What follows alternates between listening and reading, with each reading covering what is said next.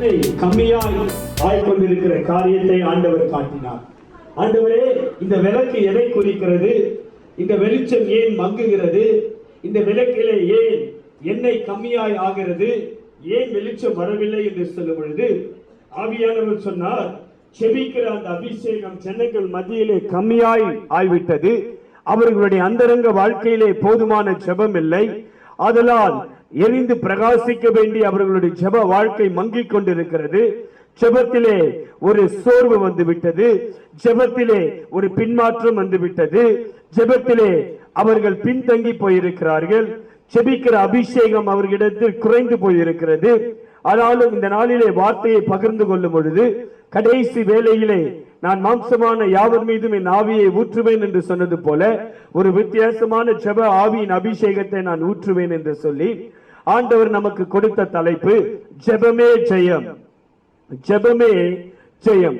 எனக்கு அன்பானவர்களே, அநேக லாரிகளிலே, அநேக ஆட்டோக்களிலே, அநேக வாகனத்திலே, அநேக வீடுகளிலே நீங்கள் பார்த்திருக்கலாம், ஜெபமே ஜெயம் என்று எழுதியிருக்கும். ஜெபமே ஜெயம் என்றால் ஜெபிக்கிற மனிதனுக்கு எப்பொழுதும் ஜெயம் உண்டு என்கின்ற அர்த்தம். சரி, ஜெபமே ஜெயம் என்றால் அது மட்டும் போதுமா? இல்லை. எடுத்து வாசிக்க கேட்போம். இந்த வசனங்களை நீங்கள் குறித்துக் கொள்ளுங்கள். சங்கீதம் 3வது அதிகாரம் 4வது வசனத்தை வாசிக்க கேட்போம். நான் கர்த்தரை நோக்கி சத்தமிட்டு கூப்பிட்டேன். அவர் தமது பரிசுத்த பர்வதத்திலிருந்து எனக்கு செவி கொடுத்தார். சங்கீதம் 3:4 சொல்லுகிறது, நான் கர்த்தரை சத்தமிட்டு கூப்பிட்டேன், அவர் அவருடைய பரிசுத்த பர்வதங்களிலிருந்து செவி கொடுத்தார். ஜெபத்தை ஆண்டவர் கேட்டிருக்கிறார் என்று சங்கீதம் 3:4 சொல்லுகிறது. இது மட்டுமல்ல, சங்கீதம் 34:4 வாசிக்க கேட்போம். சங்கீதம் 34:4. நான் கர்த்தரை தேடினேன், அவர் எனக்கு செவி கொடுத்து என்னுடைய எல்லா பயத்துக்கும் என்னை நீங்களாக்கி விட்டார். மறுபடியும் வாசிக்க கேட்போம். நான் கர்த்தரை தேடினேன், நான் கர்த்தரை என் ஜெபத்தில் தேடினேன், அவர் எனக்கு செவி கொடுத்து, அவர் எனக்கு பதில் கொடுத்து என்னுடைய எல்லா பயத்துக்கும் என்னை நீங்களாக்கி விட்டார். என்னுடைய எல்லா பயத்திற்கும் நீங்களாக்கினார். எனக்கு அன்பானவர்களே, ஏன் நம்முடைய வாழ்க்கையில் பயம் வருகிறது? தேவனோடு நம்முடைய உறவு சரியாய் இருந்தால் நமக்கு பயம் வராது. எப்படி பயம் வருகிறது? ஏதேனும் ஒரு காரியத்திலே நமக்கு பயம் வருகிறது. ஆனால் ஏதேனும் ஒரு காரியத்திலே தேவனோடு அந்த விஷயத்திலே அந்த காரியத்தில் நாம் சரியாக ஐக்கியப்படவில்லை. அடுத்தது சங்கீதம் 34:6 வாசிக்க கேட்போம். இந்த ஏழை கூப்பிட்டான், கர்த்தர் கேட்டு அவனை அவன் இடுக்கண்களுக்கெல்லாம் நீங்களாக்கி ரட்சித்தார். எல்லா இடுக்கங்கள், எல்லா நெருக்கங்கள், எல்லா காரியத்திலிருந்தும் அவனை ரட்சித்தார். இந்த ஏழை கூப்பிட்டான். ஏழை என்பது அவன் ஆவியை அவனை தாழ்த்தி, அவனை தாழ்மை கொண்டு அவன் சொல்லுகிறான், நான் என்னையே தாழ்த்தினேன், நான் ஒரு ஏழை, நான் ஒன்றுமில்லாதவன், நான் கூப்பிட்டேன், ஆண்டவர் எனக்கு இறங்கி எல்லா இடுக்கண்ணிலிருந்து என்னை விடுவித்தார். சங்கீதம் 18:6 28:6 வாசிக்க கேட்போம். சங்கீதம் 18:6 28:6. எனக்கு உண்டான நெருக்கத்திலே கர்த்தரை நோக்கி கூப்பிட்டு என் தேவனை நோக்கி அபயமிட்டேன். தமது ஆலயத்திலிருந்து என் சத்தத்தை கேட்டார். எனக்கு உண்டான நெருக்கத்திலே அவனுக்கு ஒரு நெருக்கம் உண்டாகிறது. அப்ப பாருங்க, இது எதற்கு ஜெபமே ஜெயம் என்று இந்த வேத வசனத்தை பகிர்ந்து கொள்கிறேன். பயம் வரும்பொழுது ஆண்டவரை கூப்பிடுகிறான், நெருக்கம் வரும்பொழுது ஆண்டவரை கூப்பிடுகிறான், ஒடுக்கும் பொழுது ஆண்டவரை கூப்பிடுகிறான். மறுபடியும் வாசிங்க 18:6. எனக்கு உண்டான நெருக்கத்திலே கர்த்தரை நோக்கி கூப்பிட்டேன், என் தேவனை நோக்கி அபயமிட்டேன். தமது ஆலயத்திலிருந்து என் சத்தத்தை கேட்டார். என் கூப்பிடுதல் அவர் சந்நிதியிலே போய் அவர் செவிகளில் ஏறிற்று. எவ்வளவு அழகாய் சங்கீதக்காரன் கூப்பிடுறான் பார். நான் என் கூப்பிட அவருடைய சமூகத்துல போய் அவருடைய எதுல ஏறிச்சா? செவிகளிலே ஏறிற்று. சரி, சங்கீதம் 28:6 வாசிக்க கேட்போம். சங்கீதம் 28:6. கர்த்தருக்கு ஸ்தோத்திரம், கர்த்தருக்கு ஸ்தோத்திரம். அவர் என் விண்ணப்பங்களின் சத்தத்தை கேட்டார். அவர் என் விண்ணப்பத்தின் சத்தங்களை கேட்டார். அல்லேலூயா. எனக்கு அன்பானவர்களே, சங்கீதம் 3:4, சங்கீதம் 34:4, சங்கீதம் 34:6, சங்கீதம் 18:6, சங்கீதம் 28:6. இந்த வேத வசனங்கள் எல்லாம் தெளிவாய் கூறுகிறது, ஜெபிக்கிற மனுஷனுக்கு ஜெயம் உண்டு. அல்லேலூயா. இது மட்டுமல்ல, உங்களுடைய பழைய ஜெபத்திற்கும் ஜெயம் உண்டு. அல்லேலூயா சொல்லுங்க. லூக்கா 1வது அதிகாரம் 13வது வசனத்தை வாசிக்க கேட்போம். ஒருவேளை இந்த நாள் நீங்கள் பல வருஷங்களா ஏதேனும் ஒரு காரியத்திற்கு ஜெபித்துக் கொண்டிருப்பீர்களானால், பல மாதங்களா ஏதேனும் ஒரு காரியத்திற்கு ஜெபித்துக் கொண்டிருப்பீர்களானால், கர்த்தருடைய ஆவியானவர் உங்களுக்கு வாக்குத்தத்தம் கொடுக்கிறது. நீ மறந்து போன அந்த ஜெப குறிப்புக்கும், நீ மறந்து போன அந்த விண்ணப்பத்திற்கும், நீ மறந்து போன அந்த ஜெப குறிப்புக்கு நான் பதில் கொடுக்க நான் வல்லவர். எப்படி? லூக்கா 1:13 வாசிக்க கேட்போம். தூதன் அவனை நோக்கி சகரியாவே பயப்படாதே, பயப்படாதே, உன் வேண்டுதல் கேட்கப்பட்டது, உன் வேண்டுதல் கேட்கப்பட்டது. எனக்கு அன்பானவர்களே, லூக்கா 1வது அதிகாரம் 1லிருந்து 13 வரை வீட்டில் வாசித்து பாருங்கள். வேதம் சொல்லுகிறது, எலிசபெத் மிகவும் வயதானவளாய் மாறிவிட்டாள். ஆனால் அவள் கர்ப்பம் தரிக்கவில்லை, குழந்தை இல்லை. அது மட்டுமல்ல, செக்கரியா தன் வேலைகளிலிருந்து ஓய்வு பெற்று அவன் ஆலயத்திலிருந்து வீடு திரும்புகிற ஒரு சூழ்நிலை வந்துவிட்டது. ரிட்டையர்ட் ஆக போகிறான். ஒரு மனுஷன் ரிட்டையர்ட் ஆகணும்னா அரசாங்கத்துல 58 வயசுல இருந்து 60 வயசு வரைக்கும் டைம் தராங்க. ஆலயத்தில் அந்த காலத்துல எப்ப ரிட்டையர்மெண்ட் ஆவியானவருக்கு தான் தெரியும். ஆனா அந்த மனிதன் ரிட்டையர்ட் ஆகுகிறான்னா குறைந்தது எப்படியாச்சும் ஒரு 70 வயசு அட்லீஸ்ட் இருக்கும். நமக்கு தெளிவாய் தெரியல. இந்த அம்மாவுக்கு வயதாகிவிட்டது என்று வேதம் சொல்லுகிறது. சிறு வயது முதல், கல்யாணான நாட்கள் முதல் எத்தனை நாட்கள் இவர்கள் கையை பிடித்து ஜெபித்திருப்பார்கள், முழங்கால் போட்டு ஜெபித்திருப்பார்கள், கண்ணீர் சிந்தி ஜெபித்திருப்பார்கள். அந்த நாளிலே குழந்தை இல்லை என்பது ஒரு மிக பெரிய அவமான சின்னம். அதனால் எத்தனையோ நாட்கள் ஜெபித்திருப்பார்கள். ஆண்டவரே, எனக்கு ஒரு குழந்தையை தாரும், ஆண்டவரே எங்களுக்கு ஒரு பிள்ளையை தாரும். வேதம் அது மட்டுமல்ல, வேதம் தெளிவாய் அவர்களை குறித்து சொல்லுகிறது. எடுத்து வாசிப்போம். லூக்கா 1வது அதிகாரம் 6வது வசனத்தை வாசிங்க. அவங்க யாருன்னு பார்ப்போம். அவர்கள் இருதயம், அவர்கள் 6:1-6 அவர்கள் இருவரும் கர்த்தரிட்ட சகல கற்பனைகளின்படியேயும். பாருங்க, அவர்கள் எப்படியாப்பட்டவங்கன்னு புரிஞ்சுக்கங்க. நிறைய முறை நம்ம நினைக்கிற காரியம் என்னன்னா, நம்ம ஜெபிச்சா அதற்கு உடனே பதில் வரலன்னா நம்ம ஒரு பாவி, நம்ம ஒரு துரோகி, நம்ம வாழ்க்கையில ஏதோ ஒரு காரியம் இருக்கு. அதுவும் சில வேளைகளிலே நம்ம ஆராய்ந்து பார்க்க வேண்டும். ஆனா அப்படியே நம்ம சொல்லிட முடியாது. லூக்கா 1:6 சொல்லுகிறது, அவர்கள் இருவரும் கர்த்தரிட்ட சகல கற்பனைகளின்படியையும். பத்திகளா? கர்த்தருடைய சகல கற்பனைகள் படியும் நியமங்களின்படியையும் குற்றமற்றவர்களாய் நடந்து கரங்களை தட்டி தேவனை மகிமை செலுத்துங்க. ஒரு குற்றமற்ற வாழ்க்கையை தேவ சமூகத்திலே வாழ்ந்து தேவனுக்கு முன்பாக நீதி உள்ளவர்களாய் இருந்தார்கள். வேதம் சொல்லுகிறது, அவர்கள் குற்றமற்றவர்களாய் இருந்தார்கள். எவ்வளவு பெரிய சாட்சி! அவர்கள் வாழ்க்கையில குற்றம் காண முடியவில்லை, குற்றமற்றவர்களாய் இருந்தார்கள். அவங்க வாழ்க்கையிலே ஆவியானவர் தேடி பார்க்கும் பொழுது ஒரு குற்றத்தையும் காண முடியவில்லை. அவர்கள் நீதிமான்களாய் இருந்தார்கள். அப்படியாப்பட்டவர்களுக்கு தான் 7வது வசனம் சொல்லுகிறது. வாசிங்க. எலிசபெத் மலடியாய் இருந்தபடியினால் அவர்களுக்கு பிள்ளை இல்லாதிருந்தது. இருவரும் வயது சென்றவர்களாயும் இருந்தார்கள். பாருங்க, இருவரும் வயது சென்றவர்களாய் இருந்தாங்க, பிள்ளை இல்லை. 8வது வசனம் வாசிங்க. அப்படி இருக்க அவன் தன் ஆசாரிய வகுப்பின் முறைப்படி தேவ சந்நிதியில் ஆசாரிய ஊழியம் செய்து வருகிற காலத்தில் ஆசாரிய ஊழிய முறைமையின்படி அவன் தேவாலயத்துக்குள் பிரவேசித்து தூபம் காட்டுகிறதற்கு சீட்டை பெற்றான். அவன் மேல சீட்டு விழுந்தது. அந்த வயசுல அவன் ரிட்டையர்ட் ஆகிற டைம்ல போய் உள்ள போ. அப்போ இப்ப 13வது வசனத்தை வாசிங்க. தூதன் அவனை நோக்கி சகரியாவே பயப்படாதே, உன் வேண்டுதல் கேட்கப்பட்டது. எனக்கு அன்பானவர்களே, நான் கேட்கிற கேள்வி என்ன?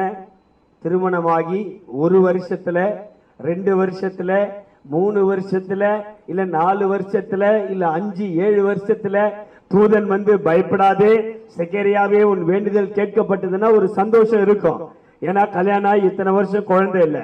ஆனா அம்மாவுக்கு வயசாயிடுச்சு, குழந்தை பிறக்க சான்ஸே கிடையாது. ஐயாக்கு ரிட்டையர்ட் ஆயிடுச்சு, குழந்தை பிறக்க சான்ஸே இல்லை. ஆனா அந்த சமயத்துல தேவதூதன் வந்து சொல்லுகிறான், நீ பயப்படாதே, உன் விண்ணப்பம். இதுக்கு ஆண்டவர் இன்னைக்கு என்ன உங்களுக்கு உணர்த்துறார் தெரியுமா? ஒருவேளை உன் பலத்தினால, உன்னுடைய திறமையினால, உன்னுடைய சுயத்தினால, உன்னுடைய சாமர்த்தியத்தினால இத்தனை வாரங்கள், இத்தனை மாதங்கள், இத்தனை வருஷங்கள் நீ ஏதேனும் ஒரு காரியத்திற்காக நீ பிரயாசப்பட்டு கொண்டிருக்கலாம்.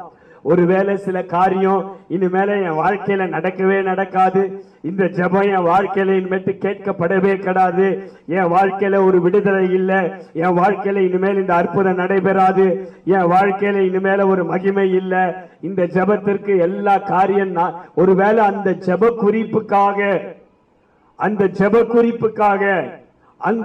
குறிப்புக்காக ஜெபிக்க நீயே மறந்து போயிருக்கலாம். நீயே அந்த ஜெப குறிப்புக்காக ஜெபிக்கிறது மறந்து போய் இருக்கலாம்.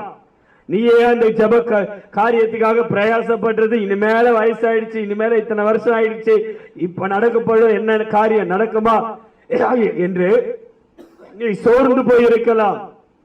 ஆனால் ஆண்டவர் உனக்கு ஒரு வாக்குத்தத்தம் கொடுக்கிறார். இந்த நாளிலே ஜெபமே ஜெயம் என்ற தலைப்பிலே அன்று செக்கரியாவுக்கு பேசின தேவன் உன்னை பார்த்து, என்னை பார்த்து, நம் ஒருவரையும் பார்த்து சொல்லுகிறார், நீ பயப்படாதே, உன் விண்ணப்பம் கேட்கப்பட்டது. நல்ல கரங்களை தட்டி தேவனை விசுவாசத்தோடு நல்ல மகிமைப்படுத்துங்க. நீ பயப்படாதே. ஆண்டவர் சொல்ற, நீ பயப்படாதே. அவுடேட்டட் பிரேயர், உன்னுடைய பழைய பிரேயர், உன்னுடைய அவுடேட்டட் பிரேயர் ரிக்வெஸ்ட், அவுடேட்டட் பிரேயருக்கு செக்கரியாவுக்கு பதில் வருது. என்னைக்கோ பதில் வர வேண்டிய ஒரு காரியத்திற்கு பதில் வருகிறது. எனக்கு அன்பானவர்களே, ஜெபத்திற்கு பதில் கொடுக்கிற ஒரு தேவன் உண்டு. அல்லேலூயா.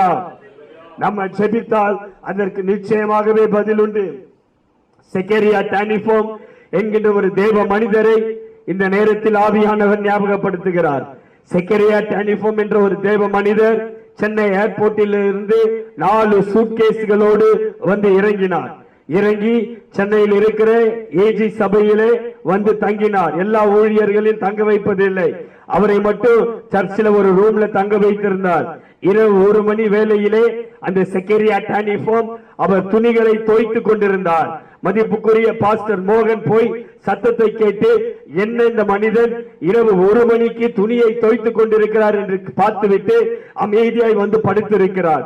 மறுநாள் காலையில எழும்பி கேட்டிருக்கிறார், பாஸ்டர், நீங்க 4 சூட்கேஸ் கொண்டு வந்தீர்களே, உங்கள் துணியை ஏன் 1 மணிக்கு நீங்கள் தோய்த்துக் கொண்டிருக்கிறீர்கள் என்று கேட்கும் பொழுது அவர் சிரித்துக் கொண்டே பாஸ்டர் மோகனை கொண்டு அவருடைய அந்த 4 பெட்டிகளையும் திறந்து பார்த்தால் 4 பெட்டிகளிலே 2.5 லட்சத்து ஜெப குறிப்புகள் இருந்தது.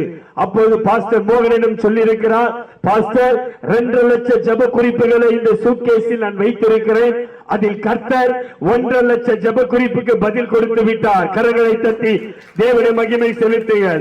இன்னும் 1 லட்சம் ஜெப குறிப்புக்கு நான் ஜெபித்துக் கொண்டிருக்கிறேன், ஆண்டவர் பதில் கொடுப்பார். இப்படியாப்பட்ட தேவ மனிதர்கள் நம் சென்னை பட்டணத்திலே கால் வைத்ததே ஒரு மிகப்பெரிய ஒரு ஆசீர்வாதம். 1.5 லட்சம் ஜெப குறிப்புக்கு பதில் கொடுத்திருக்கிறார். எனக்கு அன்பானவர்களே, ஜெபத்திற்கு பதில் உண்டு. அதற்காக தான் சங்கீதம் 3:4, சங்கீதம் 34:4, சங்கீதம் 34:6, சங்கீதம் 18:6, சங்கீதம் 28:6 இந்த வேத வசனங்களை எல்லாம் நான் எதற்காக உங்களுக்கு கொடுத்தேன்? லூக்கா 1:13 ஜெபத்திற்கு நீ ஜெபித்தால் அந்த ஜெபம் அவருடைய காதுகளில் போய் எட்டும். அதனால் ஜெபித்தால் நம்முடைய வாழ்க்கையிலே ஜெயம் உண்டு. ஆனால் நாம் ஜெபிக்க அநேக நேரங்களிலே மறந்து விடுகிறோம். ஏன் ஜெபிக்க நாம் மறந்து விடுகிறோம்? ஒரு 2 நாள் முன்பாக என்னுடைய மகளை பார்த்து கேட்டேன். சிறு மகள் 3 வயதாவது. இன்னைக்கு காலையில நீ ஜெபம் பண்ணியா? அப்ப என் மகள் சொல்றா, இல்ல டேடி, நான் ஜெபம் பண்ணல. நான் கேட்டேன், நீ ஏமா பிரேயர் பண்ணல? அப்ப அவள் சொல்றா, நீங்களே தூங்கிட்டு இருக்கீங்க, அதனால நான் பிரேயர் பண்ணல. எனக்கு ஆபரேஷன் ஆகி 4 சர்ஜரி மூக்குல பண்ணி பல ஆன்டிபயோட்டிக் கொடுத்துட்டு இருக்காங்க. கடைசி 14 நாள் ஆன்டிபயோட்டிக் எடுக்கிறார். அது எடுத்தாலே தூக்கம் அதிகமா வருது. அப்போ என்னுடைய மகள் பாருங்க, அவ என்ன கவனித்து பார்க்கிறாள். அப்பா தூங்கிட்டு இருக்காரு, நம்ம ஜெபிக்க வேண்டிய அவசியம் இல்லை. அதனால் பெற்றோர்கள் நீங்கள் எச்சரிக்கையா இருங்க. எனக்கு அதிர்ச்சி, என்னடா 3 வயசு 3.5 வயசு ஆகுது, அவ கரெக்டா சொல்றான், நீங்க தூங்கிட்டு இருக்கீங்க, நீங்க ஜெபிக்கல, அதனால நானும் ஜெபிக்கல. எனக்கு அன்பானவர்களே, மனிதனை நீங்கள் கவனித்து பார்த்தால் உங்களுடைய ஜெப வாழ்க்கையில நீங்கள் முன்னேற முடியாது. எப்படியாப்பட்ட தேவ மனிதனுக்கும் சோர்வு வரும், எப்படியாப்பட்ட தேவ மனிதர்களுக்கும் பலவீனம் இருக்கும். அதனால் தான் பவுல் என்கின்ற ஒரு தேவ மனிதன், அவர் வித்தியாசமான ஒரு தேவ மனிதன். அவர் எபிரேயர் 3வது அதிகாரம் 1வது வசனத்திலே பவுல் என்ன சொல்லுகிறார் என்று பார்ப்போம். இப்படி இருக்க பரம அழைப்புக்கு பங்குள்ளவர்களாகிய பரிசுத்த சகோதரரே, நாம் அறிக்கை பண்ணுகிற அப்போஸ்தலரும் பிரதான ஆசாரியருமாய் இருக்கிற கிறிஸ்து இயேசுவை கவனித்து பாருங்கள். கிறிஸ்து இயேசுவை கவனித்து பாருங்கள். எனக்கு அன்பானவர்களே, பவுல் சொல்லுகிறார், நம் அறிக்கை செய்கிற அப்போஸ்தலரும் பிரதான ஆசாரியருமாகிய கிறிஸ்து இயேசுவை கவனித்து பாருங்கள். ஒருவேளை உங்கள் வாழ்க்கையிலே ஏதேனும் ஒரு மனிதனை பார்த்து இந்த மனிதனை போல ஜெபிக்க வேண்டும், இவரை போல ஜெப வாழ்க்கையில் வளர வேண்டும் என்று நினைப்பீர்களானால் அது ஒரு தவறான ஒரு அஸ்திவாரம். நம்முடைய வாழ்க்கையிலே பவுல் வேதத்திலே எபிரேயர் 3:1 சொல்லுகிறார் தெளிவாய், இயேசுவை கவனித்து பாருங்கள், இயேசுவை கவனித்து பாருங்கள். எனக்கு அன்பானவர்களே, மனிதர்களை கவனித்து பார்ப்பது நல்லதுதான். மனிதர்களை கவனித்து பார்த்து அவர்களிடம் இருந்து சில நல்ல காரியங்களை கற்றுக்கொள்வது நல்லதுதான். ஆனால் அதிலும் மேலாக, அதற்கும் மேலாக, அதற்கும் சிறந்த ஒரு மனிதன், சிறந்த ஒரு தெய்வம், அவரை நீங்கள் கவனித்து பார்க்கும் பொழுது நீங்கள் அவரை போல மாறலாம். ஒருவன் என்னிடத்தில் வந்து கேட்டான், பிரதர், உங்களை மாதிரி 12 மணி நேரம் நான் ஜெபிக்கணும், உங்களை மாதிரி ஜெபிக்கணும். நான் அவனை பார்த்து சொன்னேன், நானே ஒரு அறக்குறை, என்னை பார்த்து நீ ஜெபிக்கணும்னு நினைக்காத, நீ இயேசுவை கவனித்து பார். பவுல் அதை தான் சொல்லுகிறார், இயேசுவை கவனித்து பாருங்கள். எப்படி இயேசுவை கவனித்து பார்ப்பது? வேதத்தை வாசித்தால் தான் இயேசுவை கவனித்து பார்க்க முடியும். 4 சுவிசேஷங்களை நன்காக வாசிக்க வேண்டும். வாசித்து இயேசு எப்படி வாழ்ந்தார், குறிப்பா இயேசு எப்படி ஜெபித்தார் என்று பார்க்க போகிறோம். ஜெபமே ஜெயம் என்கின்ற தலைப்பிலே இயேசுவின் ஜெப வாழ்க்கை எப்படி இருந்தது என்று பார்ப்போம். மத்தேயு 11:29, நான் சாந்தமும் மனத்தாழ்மையுமாய் இருக்கிறேன், என் நுகத்தை உங்கள் மேல் ஏற்றுக்கொண்டு என்னிடத்தில் கற்றுக்கொள்ளுங்கள். அதை அண்டர்லைன் பண்ணிக்கங்க. இயேசு சொல்றார் பத்தியா, என்னிடத்தில் கற்றுக்கொள்ளுங்கள். learn from me. பவுல் எபிரேயர் 3:1 சொல்லுகிறார், இயேசுவை கவனித்து பாருங்கள். இங்கே இயேசுவை சொல்லுகிறார், என்னிடத்திலிருந்து கற்றுக்கொள்ளுங்கள். என் மகள் பிரசங்கத்தை புரிஞ்சு கொள்ற அந்த கிருபை இல்ல, இல்லன்னா இந்த பிரசங்கத்தை புரிஞ்சு கொள்ள மாதிரி அவகிட்ட நான் சொல்லி இருப்பேன். அவ கேட்டா, நீ ஏன் ஜெபிக்கலன்னா, டாடி நீங்களே தூங்குறீங்க அதனால நான் ஜெபிக்கலன்றான். அப்போ பாருங்க, ஒரு மனுஷனை பார்க்கும் பொழுது ஏதேனும் ஒரு சூழ்நிலையில நம்ம இடரல் அடைகிறோம். அதை புரிஞ்சுக்கங்க, இடரல் அடைகிறோம். ஏதேனும் ஒரு சூழ்நிலையில ஒரு சின்ன ஒரு பின்மாற்றத்துல வந்து விடுகிறோம். அது தவறு. அதை தான் நான் சொல்லுகிறேன், மனிதனை பார்க்காதீர்கள், என்னையும் பார்க்காதீர்கள், இயேசுவை கவனித்து பாருங்கள். இயேசுவிடத்திலிருந்து கற்றுக்கொள்ளுங்கள். இயேசுவின் ஜெப வாழ்க்கையை பாருங்கள். மார்க் 1:35 வசனத்தை வாசிக்க கேட்போம். மார்க் 1:35. அவர் அதிகாலையிலே இருட்டுடனே எழுந்து புறப்பட்டு வனாந்திரமான ஒரு இடத்திற்கு போய் அங்கே ஜெபம் பண்ணினார். இயேசுவுடைய வாழ்க்கையை பாருங்கள். அவர் அதிகாலையிலே இருட்டுடனே எழுந்து புறப்பட்டு, எனக்கு அன்பானவர்களே, தேவனிடத்திலே பேச ஏன் மனிதனால் முடியவில்லை என்று ஆவியானவரிடம் கேட்கும் பொழுது, ஆவியானவர் எனக்கு சொன்ன ஒரு அர்த்தம், அன்பு இல்லாதவர்களால் ஜெபிக்க முடியாது. ஒரு நண்பனை பார்த்து கேட்டேன், 2 வருஷம் ஆச்சு, 2-3 வருஷம் ஆயிடுச்சு. 3 வருஷம் கழிச்சு அவன் என்ன கான்டாக்ட் பண்ணி சொன்னான், இந்த மாதிரி, என்னடா என்னோட பேச்சு தொடர்பு இல்ல, போன் நம்பரை மாத்திட்டேன், என்ன பண்ற ஏது பண்ற? அப்ப நான் அவனை பார்த்து சொன்னேன், நான் இந்த மாதிரி நீ கூட பேசாம இருக்கிறியே, உனக்கு அன்பே இல்லையடா அப்படின்னு சொன்னான் போன்ல. நான் சொன்னேன், இல்லடா நான் உன் மேல ரொம்ப அன்பு வச்சிருக்கேன். அப்ப அவன் சொன்னான், நீ உண்மையாலே என் மேல அன்பு வச்சிருந்தா 3 வருஷம் எப்படிடா என் கூட பேசாம இருந்திருப்ப? ஆவியானவர் என்னோடு இடைப்பட ஆரம்பித்தார். அவன் போன் பேசி கீழே வைத்திருக்கும் போது ஆமாம், நான் யோசிக்க ஆரம்பித்தேன். உண்மையாகவே ஒரு அன்பு நமக்குள் இருக்குமானால் நம்ம எப்படி பேசாம இருப்போம்? யோசித்து பாருங்க. அப்ப அவன் மீது நான் வைத்த அந்த அன்பின் அஸ்திவாரத்திலே ஏதேனும் ஒரு பிழை உண்டு. அதுதான் உண்மை. உண்மையான அன்பு இருந்தா அந்த அன்பினாலே பேசாமல் இருக்க முடியாது. அப்ப நம்மளால அதிகாலையிலே ஜெபிக்க முடியலன்னா போதுமான அளவு தேவன் மேல நமக்கு அன்பு இல்லை. அதுதான் உண்மை. ஆவியானவர் உங்களுடைய இருதயத்தில் வெளிச்சத்தை போட்டு காட்டுவாராக. போதுமான அன்பு இல்லை. வாயினாலே சொல்லுகிறோம், இயேசுவை நேசிக்கிறேன், இயேசுவுக்காக ஜீவனை கொடுப்பேன், உயிரை கொடுப்பேன், வீட்டை கொடுப்பேன், எல்லாம் கொடுப்பேன். நீ எதையும் கொடுக்காத. முதல் இயேசுவுக்காக உன் இருதயத்தை கொடு. உன் வாழ்க்கையில உண்மையான ஒரு அன்பு இருந்தால் எப்படி தன் நேசரை பார்க்காமல் இருக்க முடியும்? இயேசுவின் வாழ்க்கையை யோசித்து பாருங்கள். இயேசு சொல்லுகிறார், பிதாவிடத்திலே நான் காண்கிறதையும் பிதாவிடத்திலே நான் கேட்கிறதையும் ஒன்றுமல்லாமல் வேறு ஒன்றும் நான் சொல்வது இல்லை. அப்படியானால் என்ன? ஒவ்வொரு நாள் காலையிலே எழுந்திருப்பார், பிதாவுடைய முகத்தை பார்த்திருப்பார், பிதா பேசுகிற சத்தத்தை தன் காதுகளிலே கேட்டிருப்பார், அதை கேட்டு அதன்படி நடந்திருப்பார். அப்போ நம்மளால ஜெபிக்க முடியலனா, ஆண்டவரே என்னால ஜெபிக்க முடியலன்னு புலம்பாதீங்க. உங்களால ஜெபிக்க முடியலனா அஸ்திவார பிழை என்ன தெரியுமா? தேவன் மீது உங்களுக்கு போதுமான அளவு அன்பு இல்ல. அப்போ ஜெபிக்க ஆரம்பிங்க. ஆண்டவரே உம்மோடு பேச என் இருதயத்துல போதுமான அன்பு இல்ல. அதனால் முழு இருதயத்தோடு, முழு ஆத்மாவோடு, முழு மனதோடு, முழு பலத்தோடு உண்மை அன்பு கூற கிருபை தாரும்னு சொல்லி நீங்க ஜெபித்து பாருங்க. தானாகவே உங்க ஜெப வாழ்க்கை மாறும். ஏன்னா முழு இருதயத்தோடு, முழு ஆத்மாவோடு, முழு பலத்தோடுனா காலையில எழுப்பி ஜெபிக்க முடியும். அப்ப முழு பலத்தோடு அவர் அன்பு கூற முடியல. அதனாலதான் படுக்கையில உருண்டு கொண்டு இருக்கிறோம். எனக்கு அன்பானவர்களே, இயேசு பிதாவை முழு இருதயத்தோடு, முழு ஆத்மாவோடு, முழு பலத்தோடு, முழு மனதோடு அன்பு கூர்ந்தார். அதனால் தான் அவராலே அதிகாலையிலே ஜெபிக்க முடிந்தது. அதனால் உங்கள் வாழ்க்கையில் அதிகாலையிலே ஜெபிக்க முடியவில்லை என்றால் எங்கோ தேவன் மீது வைத்திருக்கிற அன்புவிலே நீங்கள் குறைவுபட்டு போயிருக்கிறீர்கள். அதனால் அந்த அன்பை பெருக்கிக் கொள்ளுங்கள். எப்படி அந்த அன்பை பெருக்கிக் கொள்வது? ரோமர் 5வது அதிகாரம் 5வது வசனத்தை வாசிக்க கேட்போம். How to increase God's love in us?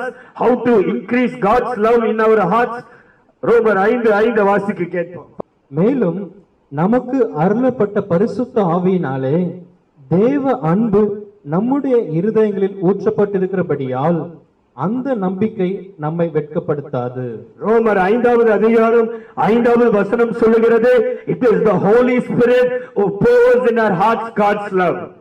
பரிசுத்த ஆவியானவரே நம்முடைய இருதயத்திலே தேவனுடைய அன்பை ஊற்றுகிறார்.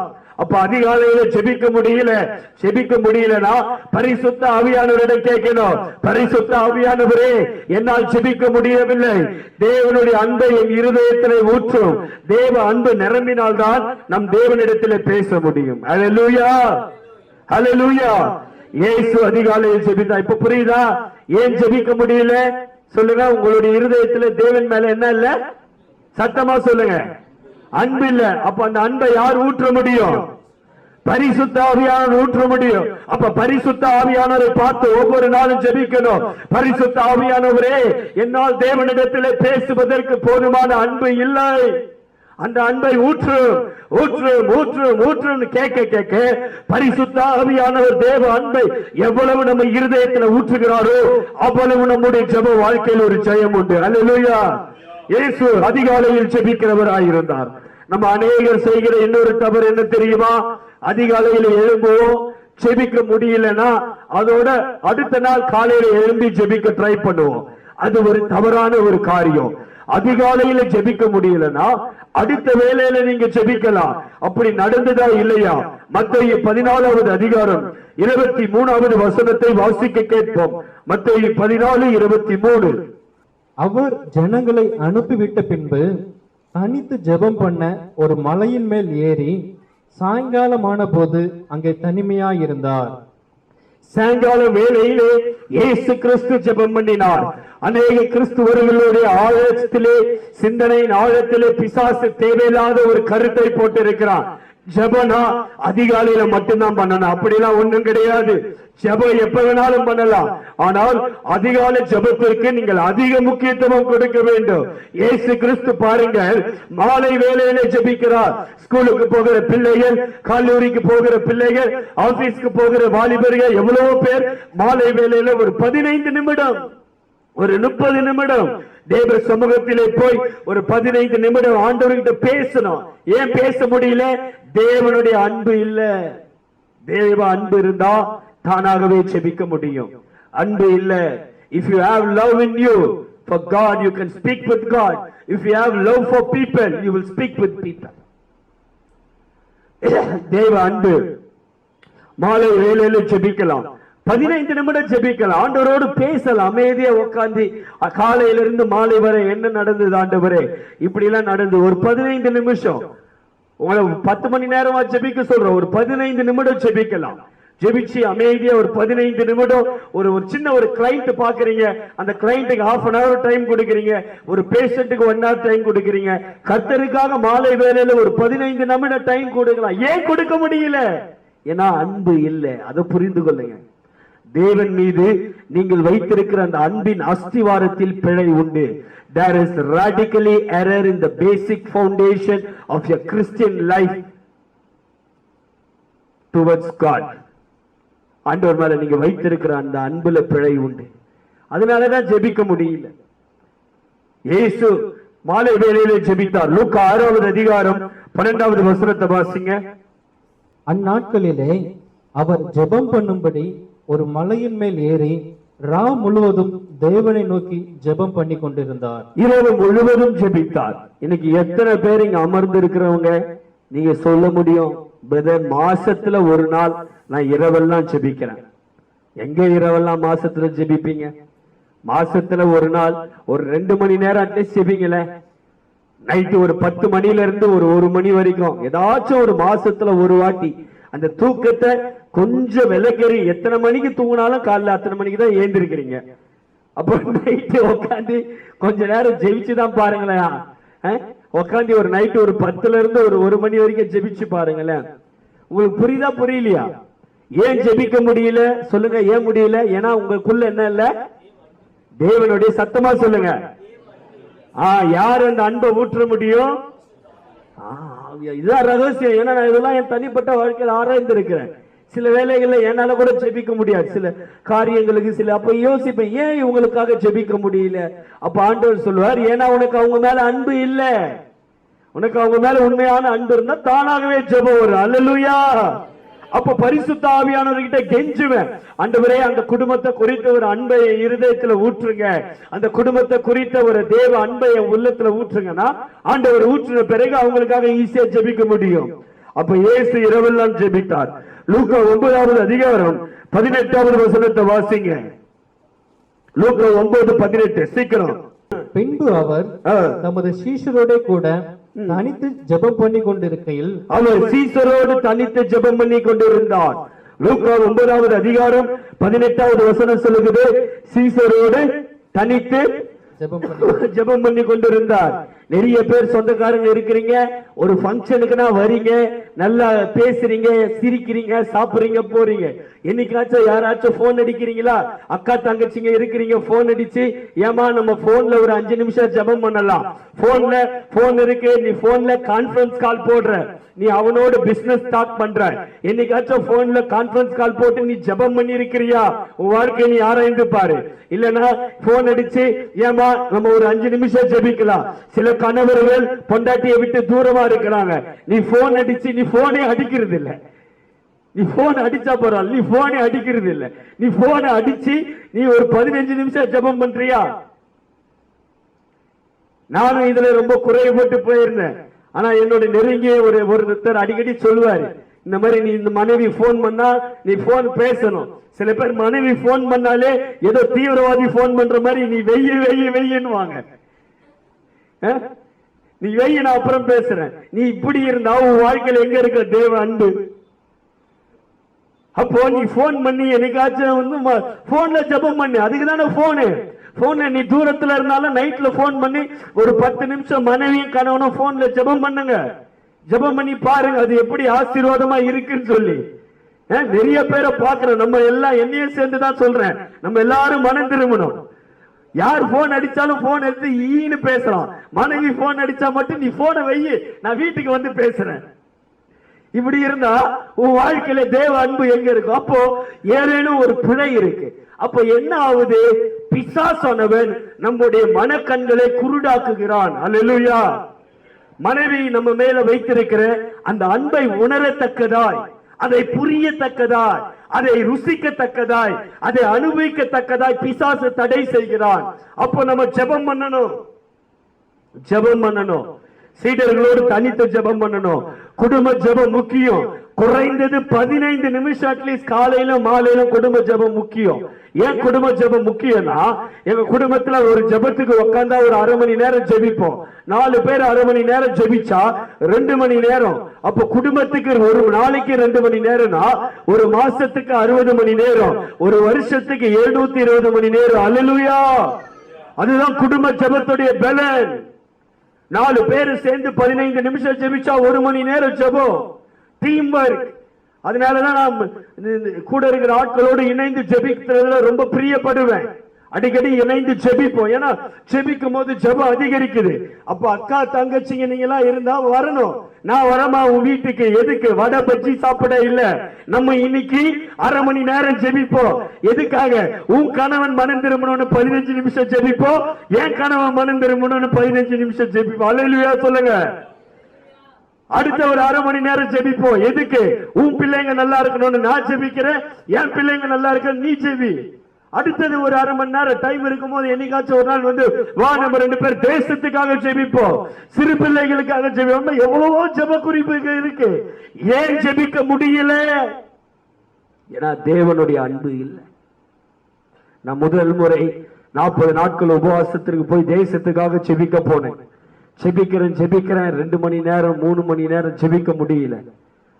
குறைந்தது 6 மணி நேரம் அட்லீஸ்ட் ஒரு நாள் தேசத்துக்காக ஜெபிக்கணும். அப்ப போராடுறேன், அழுறேன், உருள்றேன். ஏன் ஆண்டவரே, ஒரு 2 மணி நேரம் 3 மணி நேரத்துக்கு மேல தேசத்துக்காக கண்ணீர் சிந்தி மக்களுக்காக என்னால ஜெபிக்க முடியல.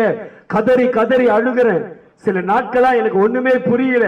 அப்பதான் ஆவியானவர் வெளிச்சத்தை போட்டு ரோமர் 5:5 வசனத்தின் மூலமா பேசினார். ஏன்னா தேசத்தை குறித்து உனக்கு போதுமான அளவு அன்பு இல்லை. தேசத்தில் இருக்கிற மக்களை குறித்து உனக்கு போதுமான அன்பு இல்லை. அந்த அன்பு இருந்தா தானாகவே ஜெபிப்போம். 2வது வேதம் சொல்லுகிற அன்பு திரளான பாவங்களை மூடும். அன்பு இருந்தாலே யாரையும் குறை சொல்ல மாட்டோம். அல்லேலூயா சொல்லுங்க. அப்ப தேவ அன்பு நம்ம இருதயத்துல ஊற்றப்படணும். தனித்தனியா நீங்க சேர்ந்து ஜெபிக்க ஒப்பு கொடுக்கணும். அல்லேலூயா. சரி, இயேசு காலையில் ஜெபித்தார், மாலையில ஜெபித்தார், நைட்ல ஜெபித்தார், சீடர்களோடு தனித்து ஜெபித்தார். சோ நீங்க எப்ப வேணாலும் ஜெபிக்கலாம். அதுதான் காரணம். எப்ப பல்லு தேய்க்கும் போது கூட ஜெபிங்க. யார் வேணாம்னு சொல்றது? குளிக்கும் போது ஜெபிங்க. அப்போ ஜெபிக்க எப்ப வேணாலும் ஜெபிக்கலாம். ஆனா ஜெபிக்க நமக்கு அந்த அன்பு வேணும். அல்லேலூயா. சரி, எப்படி எல்லாம் இயேசு ஜெபித்தார்? லூக்கா காலையில ஜெபித்தார், மாலை இரவுல ஜெபித்தார், சீடர்கள் ஜெபித்தார். சரி, இப்போது வந்து என்னென்ன நேரங்கள்ல ஜெபித்தார்னு பார்த்தோம். இப்ப எப்படி எல்லாம் ஜெபிக்கிறான்னு பார்ப்போம். லூக்கா 22:41. சீக்கிரம். அவர்களை விட்டு கல்லெறி தூரம் அப்புறம் போய் முழங்கால் படியிட்டு பிதாவே உமக்கு சித்தமானால் இந்த பாத்திரம் என்னை விட்டு நீங்கும்படி செய்யும். பாருங்க, இயேசு கிறிஸ்து முழங்காலிலே வானத்தையும் பூமியும் உண்டாக்கின தேவன். வானம் எனக்கு சிங்காசனம், பூமி எனக்கு பாதபடி என்று சொன்ன தேவனே, அவர் முழங்கால் படியிட்டு அவர் தேவனை நோக்கி ஜெபிக்கிறார். இந்த நாட்களிலே முழங்கால் படியிட்டு ஜெபிப்பது என்பது மிக மிக மிக மிக குறைந்து போய்விட்டது. அதனால் தேவன் தாமே உங்கள் முழங்காலிலே தேவ கிருபையை பெருகுவாராக என்று நான் ஜெபிக்கிறேன். முழங்காலிலே முழங்கால் படியிட்டு இயேசுவை ஜெபிக்கும் பொழுது, நாமும் அநேக வேலைகளிலே நேரம் கிடைக்கும் பொழுது, தனியாய் வீட்டுகளில் இருக்கும் பொழுது முழங்காலிலே நின்று ஜெபிப்பது என்பது ஒரு மிகப்பெரிய ஒரு ஆசீர்வாதம். அதை புரிந்து கொள்ளுங்கள். நீங்கள் நடந்து ஜெபிக்கலாம், உட்கார்ந்து ஜெபிக்கலாம், படுத்து ஜெபிக்கலாம், அதெல்லாம் வேறு. ஆனால் முழங்காலிலே நீங்கள் ஜெபித்து பாருங்கள். அதற்கென்று ஒரு வித்தியாசமான ஒரு கிருபையும் அபிஷேகமும் உண்டு. அல்லேலூயா. அதனால் முழங்காலிலே ஜெபிக்க தேவனிடத்திலே கிருபையை கேளுங்கள். அடுத்தது மத்தேயு 26வது அதிகாரம் 39வது வசனத்தை வாசிக்க கேட்போம். மத்தேயு 26:39. சற்று அப்புறம் போய் முகங்குப்புற விழுந்து, நல்லா பாருங்க, சற்று அப்புறம் போய் முகங்குப்புற விழுந்து. முகங்குப்புற என்பது இப்படிதான் பாருங்க, என்ன முகங்குப்புற, அப்படியே முகங்குப்புற விழுந்து. இந்த மற்ற சகோதரர்கள், இஸ்லாமிய சகோதரர்கள் அதைதான் செய்வார்கள். முகங்குப்புற விழுவது என்பது தாழ்மையை குறிக்கிறது, ஆண்டவரிடத்திலே உங்களுடைய அர்ப்பணிப்பை குறிக்கிறது. முகங்குப்புற விட்டு ஆண்டவரிடம் நீங்கள் இப்படி ஜெபிக்கலாம். பிதாவே, அடுத்த மார்க் 14:35. இயேசு முழங்காலிலே ஜெபிக்கிறார், முகங்குப்புற விழுந்து ஜெபிக்கிறார். அடுத்தது சற்று அப்புறம் போய் தரையிலே விழுந்து. தரையிலே விழுந்து, தரையிலே விழுந்து என்பது என்ன தெரியுமா? நான் இந்து மதத்தில் இருக்கும் பொழுது கோயில்ல போனா சாஷ்டாங்கமா விழுவோம். இதுதான் சாஷ்டாங்கமா விழுந்து பாருங்க. அப்படி விழுந்து, அதே மாதிரி நான் இல்ல, இயேசு அப்படி ஜெபிச்சிருக்கிறார். இயேசு எப்படி விழுந்திருக்கிறார்? தரையிலே. அது மறுபடியும் வாசிங்க. சற்று அப்புறம் போய் தரையிலே விழுந்து. அதான் சாஷ்டாங்கமா கீழே விழுந்திருக்கிறார். இல்லன்னா முழங்கால இருந்தாருன்னு வேறு போட்டு தரையில அப்படியே விழுந்துனா பிளாட்டா விழுந்து அந்த வேளை போதும் ஜெபிச்சிருக்கிறார். இன்னைக்கு தரையில விழுந்து ஜெபிக்கணும். அப்படி ஒரு பிரதர் மேல ஏசி எல்லாம் போட்டு மார்பிள் ஸ்டோன் எல்லாம் போட்டு இருக்கிறார். வீட்டுல இருக்கிற எத்தனை பேர் எவ்வளவு பேரும் வந்து இங்க ஜெபிக்கலாம். ஏசி எல்லாம் போட்டிருக்காங்க. இப்போ எல்லாம் ஏசி எல்லாம் போடுறாங்க. பழைய காலத்துல ஏசி ஈசிலாம் ஒண்ணு இல்ல. அப்படி போட்டு ஜனங்க ஜெபிக்க மாட்டேது. ஸ்தோத்திரம் தான் சொல்லணும். அப்போ நீ முழங்கால் போட்டு ஜெபி, முழங்காலிலே ஜெபி, முகங்குப்புற விழுந்து ஜெபி. பால் அந்தரங்க வாழ்க்கையில இயேசுவே எப்படி எல்லாம் ஜெபிச்சிருக்க. அப்ப வெட்கப்படாதீங்க. அதுதான் சொல்றேன். தனி அறையில அந்த மாதிரிலாம் ஜெபிங்க. அதுக்கு ரோட்ல போய் அந்த மாதிரிலாம் ஜெபிச்சுட்டு இருக்காதீங்க. இல்ல சபையில போய் அப்படி ஜெபிக்காதீங்க. உங்களுக்கு ஒரு ரூம் இருக்கும்போது அதுல முகங்குப்புற விழுந்து ஜெபி, முழங்காலில ஜெபி, சாஸ்தாங்கமா கீழே விழுந்து அவர் ஆராதிச்சு ஜெபி. ஜெபிச்சிருக்கா? எபிரேயர் 5:7 எப்படி ஜெபித்தார் என்று பார்ப்போம். அவர் மாம்சத்தில் இருந்த நாட்களில் தம்மை மரணத்தினின்று ரட்சிக்க வல்லமை உள்ளவரை நோக்கி பலத்த சத்தத்தோடும் கண்ணீரோடும் விண்ணப்பம் பண்ணி. கண்ணீரோடு ஜெபித்திருக்கிறார்.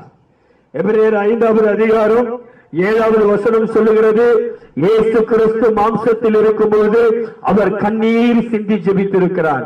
எனக்கன்பானவர்களே, இந்த தேசத்தை குறித்து நீ ஜெபிக்கும் போது உனக்கு கண்ணீர் வருதா? உன் குடும்பத்தை குறித்து ஜெபிக்கும் போது உனக்கு கண்ணீர் வருதா? உன் புருஷன், மனைவி, பிள்ளைகளை குறித்து ஜெபிக்கும் போது கண்ணீர் வருதா? ஏன் உனக்கு கண்ணீர் வரல? ஏன்னா போதுமான அன்பு உனக்கு இல்லை. போதுமான அன்பு இல்லை. 40 நாள் உபவாசத்துல போய் இருக்கும் பொழுது தேவ அன்பு ஊற்றப்படணும்னு ஊற்றிப்பட்டு ஜெபிக்கும் பொழுது ஒரு மனிதன் அஸ்ஸாம் தேசத்திலிருந்து வந்தார். அஸ்ஸாமில் வந்து என்னுடைய பக்கத்து அறையிலே ஜெபிப்பார். அவர் ஜெபிக்க ஆரம்பித்தால் தாரத்தாரையாய் கண்ணீர் விடும். நான் ஆண்டவரை பார்த்து கேட்பேன், ஆண்டவரே 1 மணி நேரம் 1.5 மணி நேரத்துக்கு மேல என்னால ஜெபிக்க முடியுது, ஆனால் கண்ணீர் சிந்தி ஜெபிக்க முடியல. அப்போது ஆண்டவர் சொன்ன ஒரு காரியம் அதுதான், போதுமான அளவு தேவனுடைய அன்பு இல்ல. அந்த தேவ அன்பு அதிகரிக்கும் போதுதான் முதல் ஜெபிப்பான். இன்னும் அதிகரிக்க தான் கண்ணீர் சிந்தி ஜெபிப்பான். இன்னும் உச்சகட்டத்துல அதிகரிக்கும் போதுதான் அவனால உபவாசித்து கண்ணீர் சிந்தி அவனால் ஜெபிக்க முடியும். அப்படிதான் நெகேமியா ஜெபிச்சிருக்கிறான். ஜெபத்திலே பல அளவு இருக்கு.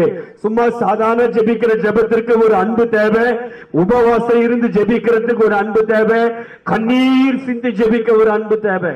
அப்ப ஏன் கண்ணீர் சிந்த முடியல? ஏன்னா இன்னும் அந்த அன்பு இல்ல, இன்னும் அந்த பாரம் நம்மள நெருக்கல. அப்போ இயேசு கண்ணீர் சிந்தி ஜெபித்திருக்கிறார். லூக்கா 22:44 வாசிங்க கேட்போம். அவர் மிகவும் வியாகுலப்பட்டு அதிக ஊக்கத்தோட ஜெபம் பண்ணினார். அவருடைய வேர்வை இரத்தத்தின் பெருந்துளிகளாய் தரையிலே விழுந்தது. லூக்கா 22:44 சொல்லுகிறது, அவருடைய வேர்வை விழுந்தது. அல்லேலூயா. இன்னைக்கு என்னைக்காச்சும் ஜெபிக்கும் போது நமக்கு வேர்வை வருதா? எங்க வேர்வை வரும்? ஏசியை தான் ஃபுல்லா ஆன் பண்ணிட்டு ஜெபிக்கிறீங்களே. ஏசி ஆன் பண்ணி ஜெபிக்கிறது பெரிய விஷயம் இல்ல. அந்த ஏசில நீ ஜெபிச்சாலும் உனக்கு வேர்வை வரணும். அப்ப என்னன்னா, இயேசு லூக்கா 22:44 அத நல்லா வாசிங்க. அவர் மிகவும் வியாகுலப்பட்டார். முதலாவது அவர் வியாகுலப்படுகிறார், ஆகனி என்று ஆங்கிலத்திலே சொல்லுவார், துக்கப்படுகிறார், குடும்பத்தை குறித்து வியாகுலப்படுகிறார். அடுத்தது அதிக ஊக்கத்தோட ஜெபம் பண்ணினார். இரண்டாவது அதிக ஊக்கத்தோடு ஜெபிக்கிறார். அவருடைய வேர்வை, அப்பதான் வியாகுலப்பட்டு ஊக்கத்தோடு ஜெபிக்கிறது அந்த வேர்வை ரத்தத்திலா வருகிறது. ஜெப அறையில உட்காந்து தோத்தரம் தோத்தரம் தோத்தரம் அப்படியே சுத்தி பார்த்துட்டு ஒற்றை இருக்குதா இல்லையான்னு பார்த்துட்டுலாம் இருந்தா எங்க ஜெபம் வரும்? எங்க உனக்கு வேர்வை வரும்? அப்போ அந்த அளவுக்கு ஊக்கமா வியாகுலப்பட்டு பாரத்தோடு ஜெபிக்கிறார். அல்லேலூயா சொல்லுங்க. மத்தேயு 4வது அதிகாரம் 2வது வசனத்தை வாசிக்க கேட்போம். மத்தேயு 4:2. அவர் இரவும் பகலும் 40 நாள் உபவாசம் இருந்த பின்பு போதும். அவர் இரவும் பகலும் 40 நாட்கள் உபவாசித்து ஜெபிக்கிறார். இன்னைக்கு உபவாசமே கிறிஸ்துவர்களுடைய வாழ்க்கையில இல்ல. இன்னைக்காச்சும் வாரத்துல ஒரு நாள் சண்டே காலையில சமைக்க முடியாது, ஏன்னா சர்ச்சுக்கு போனோம், ரொம்ப பிஸியா இருப்போம், அது ஃபாஸ்டிங்னு கணக்கு போட்டுருவோம். நீ இப்படி இருந்தா வாழ்க்கையில என்ன நடக்கும்? நிறைய பேர் கேட்டா சண்டே நாங்க சாப்பிட மாட்டோம். ஏன் சாப்பிட மாட்டேன்? நீ மேக்கப் பண்றதுக்கோ, நீ கிளம்புறதுக்கோ, உன் வீட்டுக்கார் காரை கழுவுறதுக்கோ, அது வரதுக்கு எல்லாம் டைம் இல்ல. நீ சாப்பிட்டா லேட் ஆயிடுவ, சீட்டு கிடைக்காது. அதனால சீக்கிரமா நீ சர்ச்சுக்கு போயிட்டு கேட்டா அன்னைக்கு நான் உபவாசம் இருந்தேன்னு சொல்றது. மத்தியானம் சும்மாவா இருக்கிற? காலையில விட்ட சாப்பாட்டுக்கு சேர்த்து அந்த கறியை நல்லா மொங்குன்னு மொங்கிட்டு, அதுல வேற பொண்டாட்டிய பார்த்து உப்பு இல்ல கொஞ்சம் காரம் இல்லைன்னு சொல்லி அப்புறம் போட்டு தூங்குறாரு.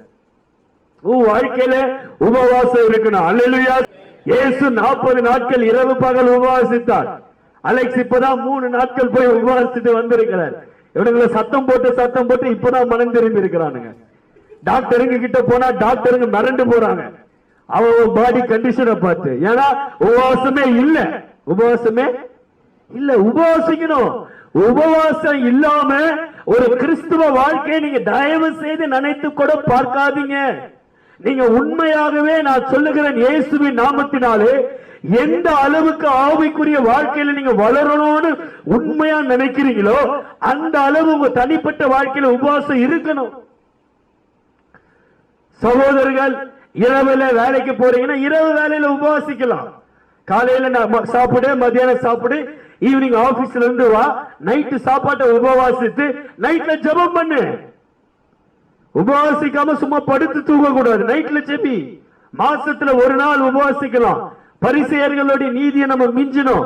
வாரத்துல ஒரு நாள் உபவாசிக்கலாம். ஒரு வேலை 2 வேலை. மாசத்துல ஒரு முழு நாள் காலையில மத்தியானம் நைட்டு சாப்பிடாம மறுநாள் சாப்பிடுறது, அதுதான் ஃபுல் ஃபாஸ்டிங். காலையில சாப்பிட மாட்டாங்க, மத்தியானம் சாப்பிட மாட்டாங்க. காலையில விட்டதுக்கும் மத்தியானம் விட்டதுக்கும் நைட்டு நல்லா மொங்குன்னு சாப்பிட்டு நைட்ல நல்லா தூங்கினா உனக்கு கெட்ட சொப்பனம் தான் வரும். உனக்கு எப்படி நல்ல சொப்பனம் வரும்? அப்போ ஒரு நாள் பாஸ்டிங்னா காலையில மத்தியானம் நைட்டு 40 நாள் உபவாசம் 2 வாட்டி இருந்திருக்கிறேன். 21 நாள் உபவாசம் 1 வாட்டி இருந்திருக்கிறேன். இது இல்லாம மாசத்துல 3 நாள் உபவாசம், சில வேளைகள்ல 7 நாள் உபவாசம். சரீரத்துக்கு ஆண்டவர் சொல்லி நம்ம ஆண்டவருக்காக உபவாசம் தான் ஒண்ணு நடக்காது. 2வது சொல்றேன், என்ன பாக்குற டாக்டர் கூட இங்க இருக்கிறாங்க. நான் ஒரு சிவியர் கேஸ்ட்ரிக் பேஷண்ட். கேஸ்ட்ரிக்னா நான் உபவாசமே இருக்க கூடாது. நோ ஃபாஸ்டிங், நோ ஃபீஸ்டிங், அதுதான் கேஸ்ட்ரிக் ப்ராப்ளம். ஆனா 40 நாள் இந்த வாட்டி டெல்லியில போய் உபவாசம் இருந்தேன். ஆண்டவர்கிட்ட சொன்ன, ஆண்டவரே என் பலவீனத்திலே உன் பலன் பரிபூர்ணமா விளங்கும் சொல்லி இருக்கிறீங்க. நீங்க தான் என்ன 40 நாள் உபவாசம் சொன்னீங்க.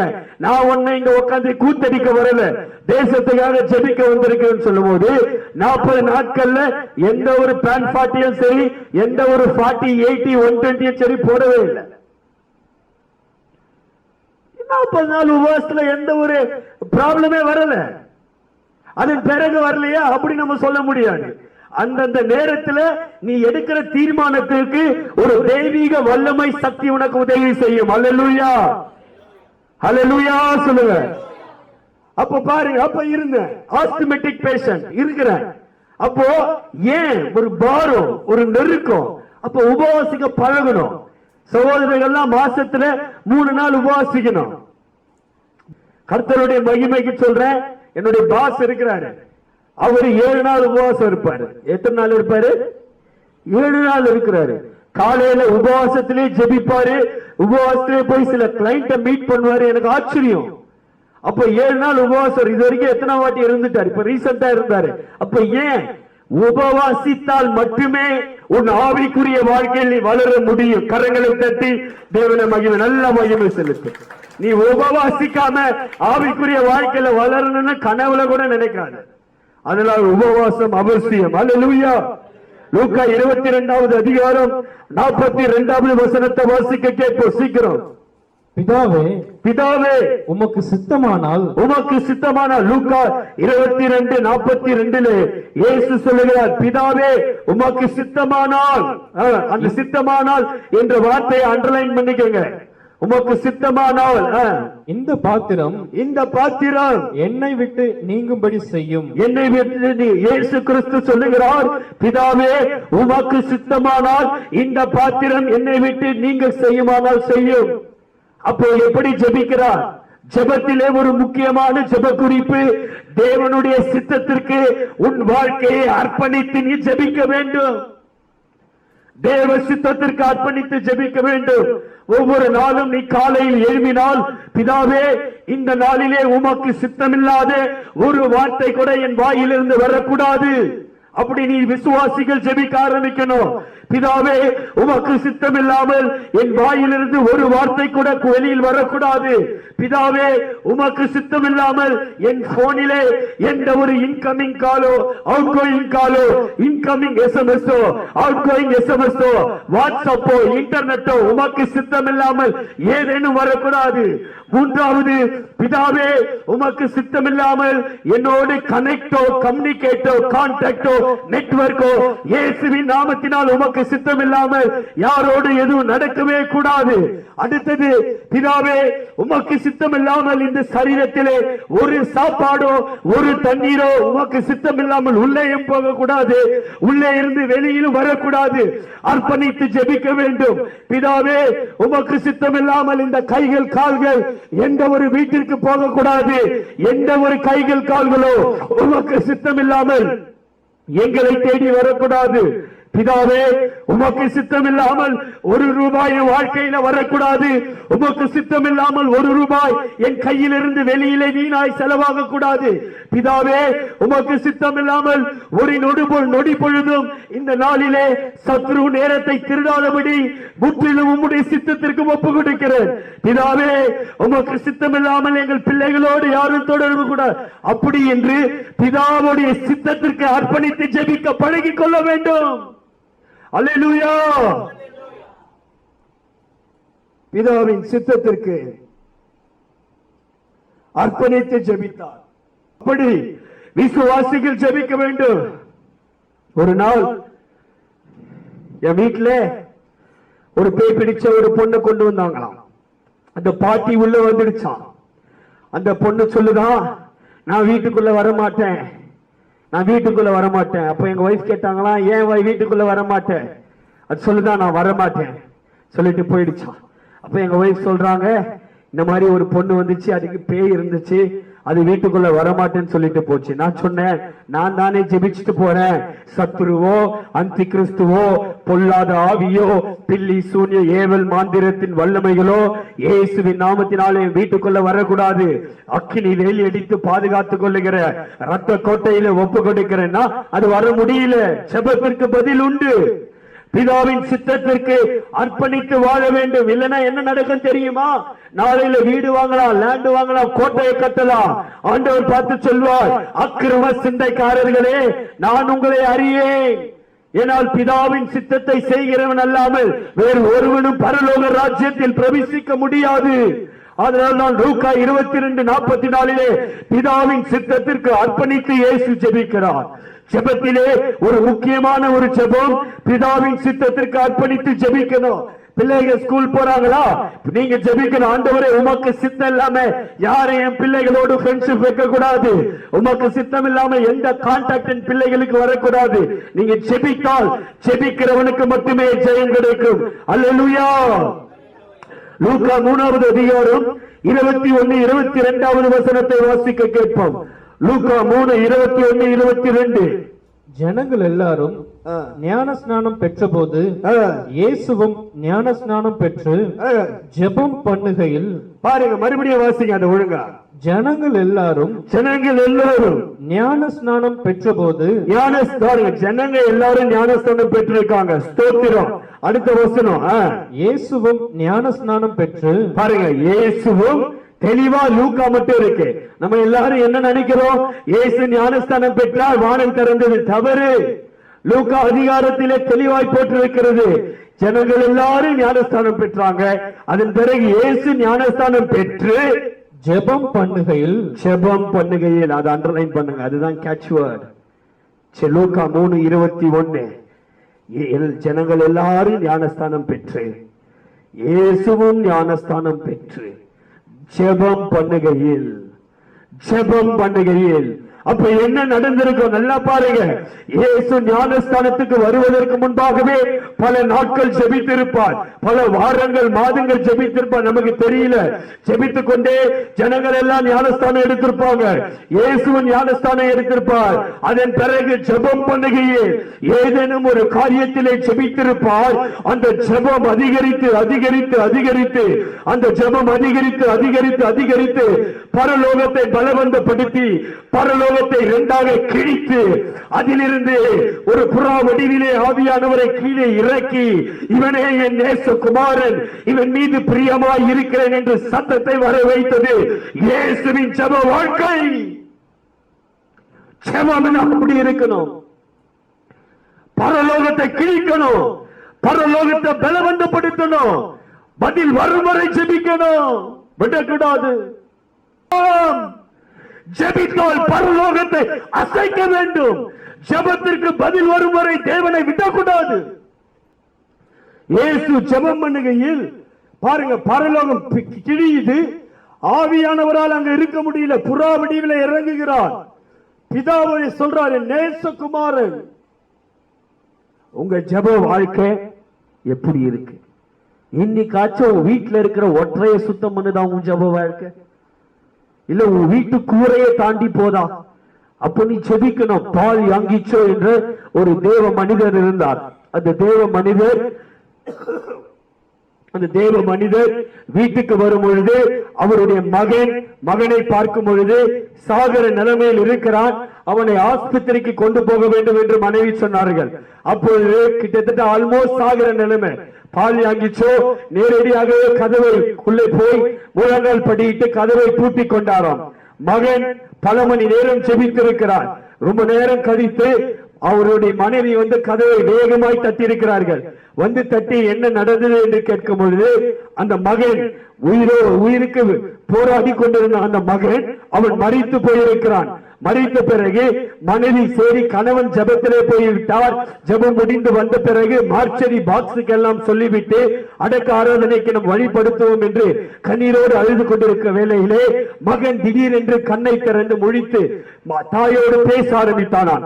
தாய் கேட்டார்களாம், என்ன நடந்தது என்று கேட்கும் பொழுது அப்பொழுது தாயிடம் சொல்லியிருக்கிறான், அம்மா நான் மறித்து நேரடியாகவே பரலோகம் போனேன்.